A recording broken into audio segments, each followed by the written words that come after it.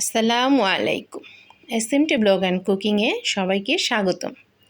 যারা আমার Facebook page থেকে দেখছেন তারা আমার পেজটিকে লাইক ও ফলো দিয়ে পাশে থাকবেন, আর যারা আমার ইউটিউব চ্যানেল থেকে দেখছেন তারা আমার চ্যানেলটিকে সাবস্ক্রাইব করে পাশে থাকা বেল আইকনটি বাজিয়ে দিবেন। তাতে করে আমি ভিডিও দেওয়ার সাথে সাথে নোটিফিকেশন আকারে চলে যাবে। আর যারা অলরেডি সাবস্ক্রাইব করেছেন তাদেরকে জানাই অসংখ্য ধন্যবাদ।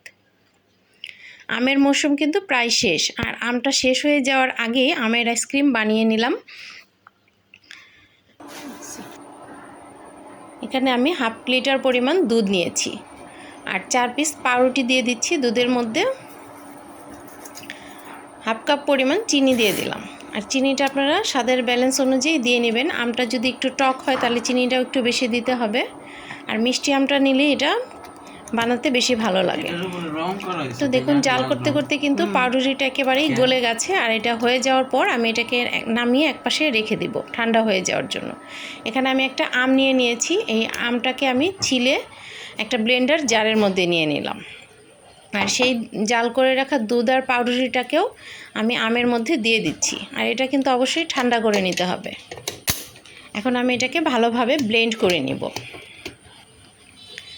তো দেখুন, একদম ভালোভাবে ব্লেন্ড হয়ে গেছে, কতটা স্মুথ হয়েছে।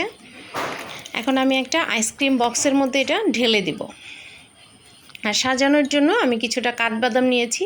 আপনারা আপনাদের ইচ্ছে মতো নিয়ে নিতে পারেন, কাঠবাদাম, কাজু বাদাম বা কিশমিশও দিয়েও এটাকে সাজিয়ে নিতে পারেন। আর একটা ঢাকনা দিয়ে ঢেকে এটাকে আমি সারা রাতের জন্য ফ্রিজে রেখে দিয়েছিলাম। এখন আমি কেটে দেখাচ্ছি, দেখুন কতটাই সফট হয়েছে। একেবারে দোকানের কেনা আইসক্রিমের মতোই। ঠান্ডা ঠান্ডা আইসক্রিমটা খেতে কিন্তু খুবই ভালো লাগে।